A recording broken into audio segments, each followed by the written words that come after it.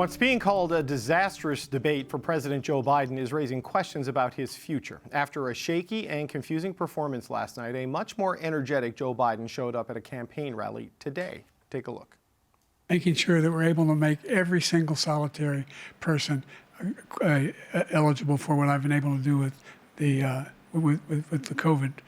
With dealing with everything we have to do with. Look, if we finally beat Medicare, the total initiative relative to what we're going to do with more Border Patrol and more asylum officers. President Trump? I really don't know what he said at the end of that sentence. I don't think he knows what he said either. I don't speak as smoothly as I used to. I don't debate as well as I used to. But I know what I do know. I know how to tell the truth. I know, like millions of Americans know, when you get knocked down, you get back up.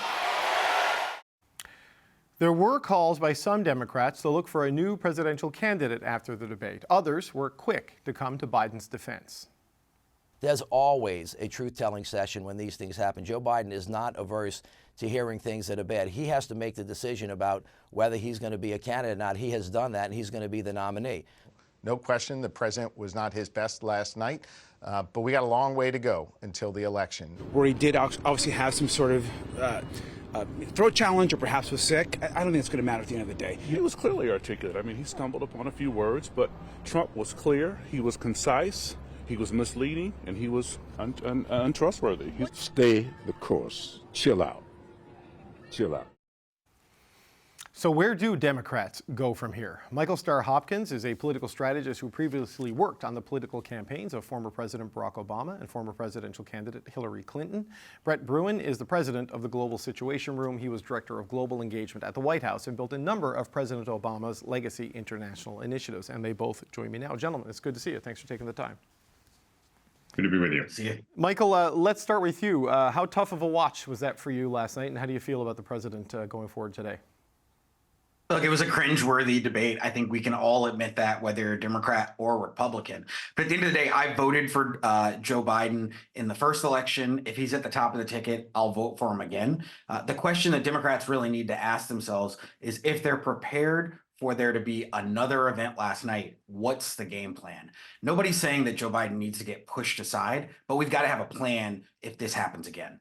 Yeah, Brett, how do you see the state of play right now with the Democratic nominee and sitting president? Yeah, actually, there are some of us who do think that Biden needs to step aside and should do so urgently, because we only have 40 days until August 7th, when there has to be a virtual Democratic National Convention in order for the state of Ohio to receive our nominee in time for him or her to be on the ballot. So this is, quite frankly, the day after spin. Biden folks are obviously trying to put the most positive possible spin on what was a astonishingly bad performance. And I think Democrats do need to wake up, do need to realize that we can't just, hang on and hope that this works. Democracy's on the ballot. We've got to get a new candidate.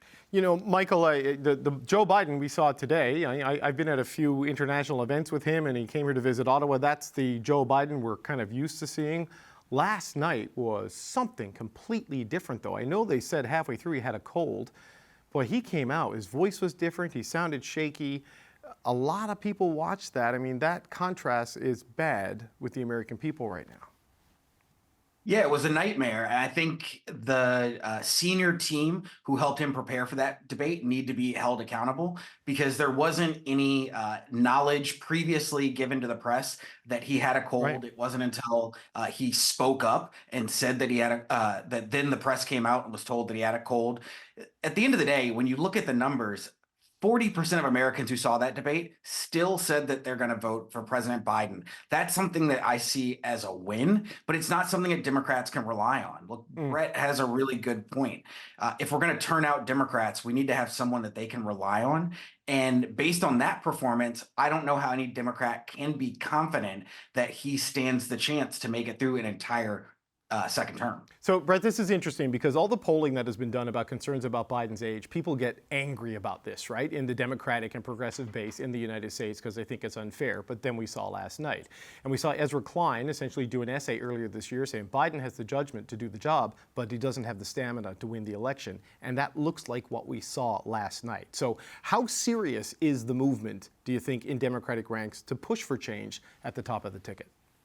Well, look, I'll tell you where it's going to come from. Biden has a number of major fundraisers over the next couple of days, and you're going to see, in fact, Ken Vogel at the New York Times was already reporting earlier today that a number of major fundraisers, funders are backing out of those fundraisers. And so I think the donors are going to be the first, if you will, canary in the political coal mine. Then you're going to start to see some of the more vulnerable Democrats say, hey, I can't win in Pennsylvania, I can't win in Ohio, I can't win in Michigan with Joe Biden at the top of the ticket. Ultimately, this thing could get to Chicago, to our national convention, and you could, even if Biden doesn't step aside gracefully, you could see procedural problems that will muck up the operations of that convention, and that ultimately could get us to a spot where they got to negotiate this thing on the convention floor.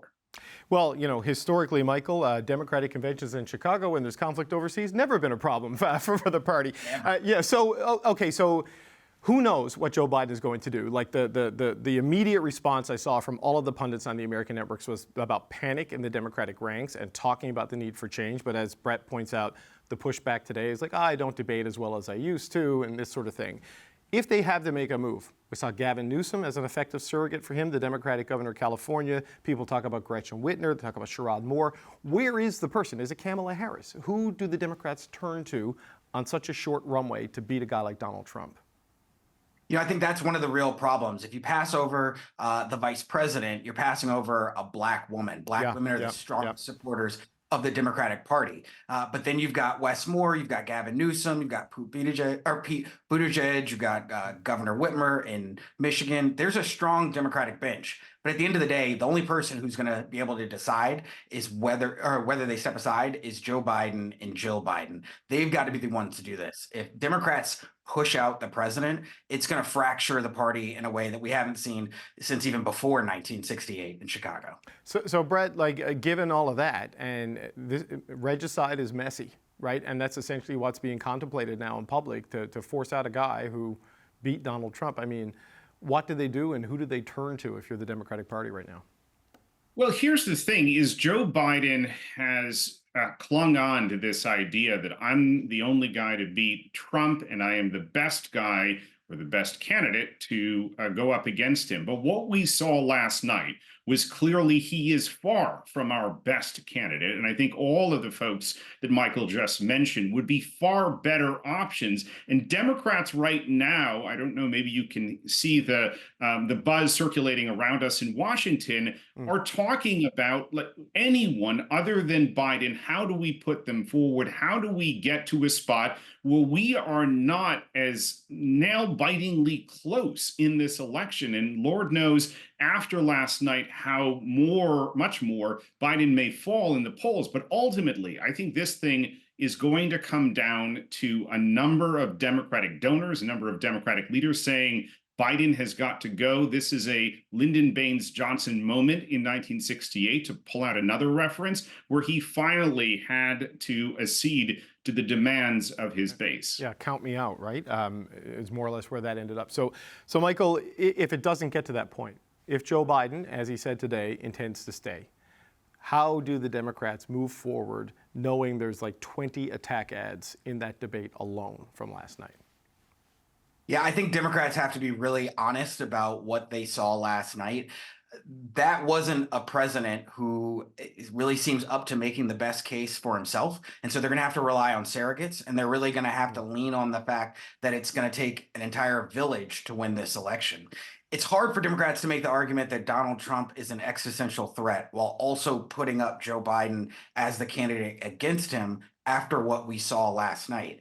If he's the threat that Democrats say that he is, which I believe he is, then we need to put up the strongest candidate. And right now, I just can't really be confident that he is that candidate. Last night's performance wasn't it. And so anyone who's going to stand up here and say that it is lying to you. And I think that's where a lot of frustration within the Democratic Party is coming from. There hasn't been an opportunity to have this conversation about what the plan B is because the party keeps shutting it down. Now we're here less than a month and a half away from the convention, and we're in the middle of a calamity without a solution. And even the last campaign, Brett, was kind of weird because of COVID, right? A lot of video campaigning and remote campaigning and not out with the endurance test of a national sweeping campaign. So what do they do if Biden stays or if the party sticks with Biden?